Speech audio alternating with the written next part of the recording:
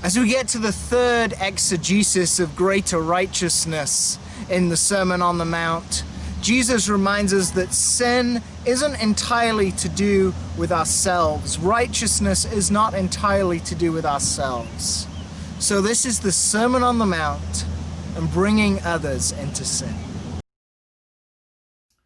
Jesus' third exegesis is the shortest of all the exegeses on greater righteousness in the Sermon on the Mount.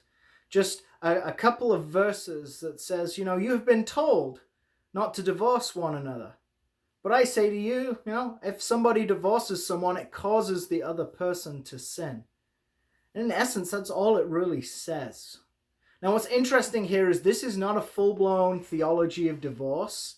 Jesus does not take the time here to say phrases like, I do not permit divorce. That's not in sight here. In fact, Jesus is going to do more teaching on divorce in chapter 19, verses 1 through 12. And some of what we find here is included, but that teaching is much more in-depth.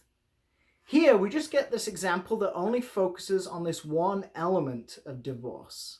And that is that in divorce, when it happens, the other person is brought into sin.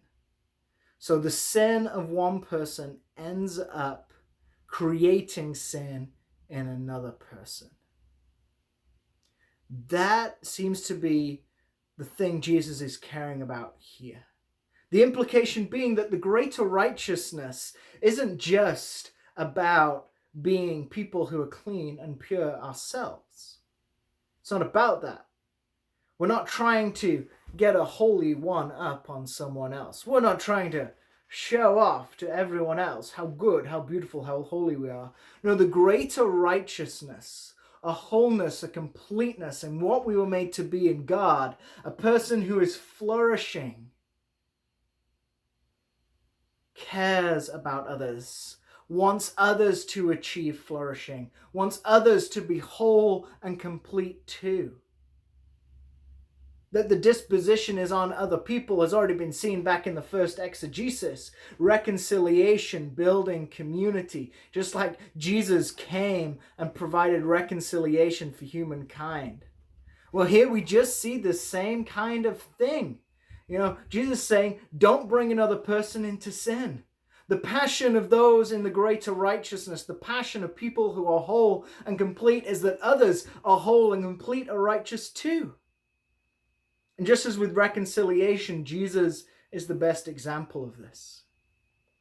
There was a God who, by any definition, is perfect, holy, just, loving, complete, whole, righteous. And God's passion is to come and step down into the broken, dirty creation that is tainted with sin, to bring others into the greater righteousness, to bring others into wholeness, completeness, to bring his creation into restoration. This is the whole work of Jesus, and the greater righteousness reflects that. So the passion of the greater righteousness is not just for the self. It's not about, I just want to be clean in a world of dirty people. It's about a love for others. It's about a wanting to protect others from falling into sin too. It wants others to flourish. This is what the heart of Jesus was all about. Jesus who fulfills the law, who completes the law. And he says, others matter. If you want to pursue the greater righteousness, if you want to enter the kingdom of heaven, then go and bring others into the greater righteousness. Seek to help them build and grow in righteousness too. Christianity is not some faith where we just sit in our church building enjoying our piety.